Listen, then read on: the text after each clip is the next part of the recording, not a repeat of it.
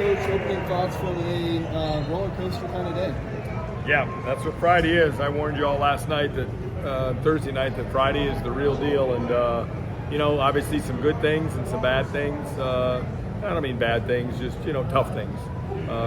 Losing's not bad. It's just it's tough in this environment. But first off, wow, David Carr might have pulled off the upset of I don't know if I want to say upset of the century, but when you stop a guy from winning 4 NCAA titles, that's pretty darn special. So I'm just so happy for David. Happy for Evan Frost and Casey Swiderski and Anthony Chimendia for being All-Americans for the first time. That's something everybody strives for. I can tell you as a coach, that's one of the highlights of my coaching things is I like to see guys graduate, and I like to see guys get in the podium. And we got 3 guys that have never been in the podium today, so it's very fulfilling. And we get a chance to wrestle again tomorrow. So I thought we wrestled good across the board. We had obviously younger Bastida didn't have a very good weekend, and he's got to learn from that. And he's got to be able to pick himself up when things don't go right, and he wasn't able to do that today. Good effort from MJ, good effort from Cody today. Good effort from, who am I missing here? Will. I think I got them all here, but we had guys that contributed all across the board. What does it say about David Carr to win the first 2 in that series, lose the next 2, and then come back, make adjustments, and win the 5th? It's like winning the NBA Finals, isn't it? Like that is not how they go, kind of like that. So, just 2 fabulous kids, 2 fabulous wrestlers, and I had a lot of people already in just 20 minutes have come to me and said that's the best match they've seen in a long, long time. So I'm just excited for David.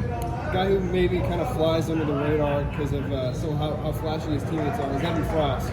He just hard-nosed, gets things done. So talk about how he's wrestled today. Great job. Here he is. He's somewhere between 3rd and 6th, and just super proud of him, man. He's won some nail biters, but you got to here. MJ Gaitan fell short of the podium, but tough run through the backside. What are your thoughts on his turn? Well, he's right there. He's getting there, and this is a good thing to feel, and a good thing for Cody Chittum to feel. You got to feel this, and even Casey, they're just not good enough for wrestling yet to be a top 3 or 4 guy. And I don't say that meanly. They're young, and so you got to get better at wrestling. And what they do in the off season is going to help them climb the ladder at this thing. So. When you're young, it's hard to come in here and have all of this whole skill set. So that's what the off season's about, is developing a skill set. When you get back here, you get to show your stuff again. So it's back to the drawing board, but you find out real quick what you need to work on. Last question from me: Jesse Mendez versus Anthony Chimendia. Kind of break down that match. It seemed like Anthony had him on the ropes. We had him on the ropes, man. We just couldn't finish. He wiggled off at the end. It was a close one.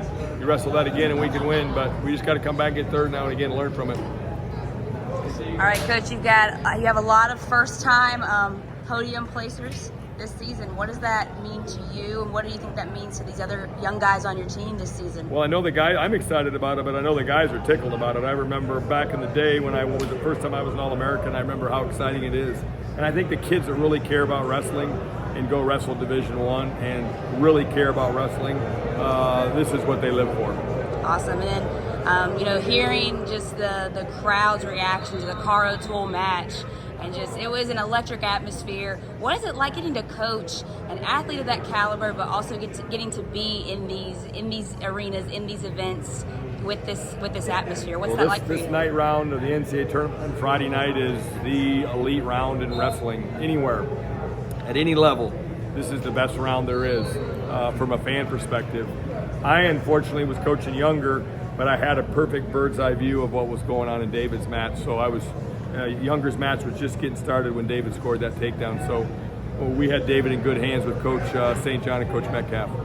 Awesome. And so, what are some things you think you've maybe learned in your wisdom of your years of coaching, and that you've either started to apply more throughout the recent years, or maybe you started to tweak and adjust? And so we hear about making adjustments on the wrestling side, but from the coaching side, how are you making those adjustments as you get these new classes, get these new guys in, or even getting transfers? Well, I think kids have to learn somehow to relax in this atmosphere.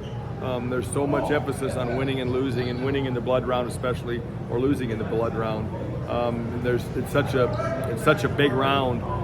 finding kids just to be able to, getting kids to be able to just wrestle free and not put that pressure themselves of winning and losing, rather maybe just go out and show my stuff. That'll always be the eternal challenge from a coach to an athlete. It's hard to get them to relax in this round. Of course. And then final question, you guys travel really great, had a lot of fans out there. What does it mean to have such a great fan base that travels to the national tournament, conference tournament, other events? We got a great fan base, I'll tell you what. Cyclone Nation showed up out there today, and so we're going to have a social, big social tomorrow night at the Marriott downtown, so all you Cyclones come out and see us. We're gonna honor these guys. Awesome. Thanks, Coach. You bet. Thank you.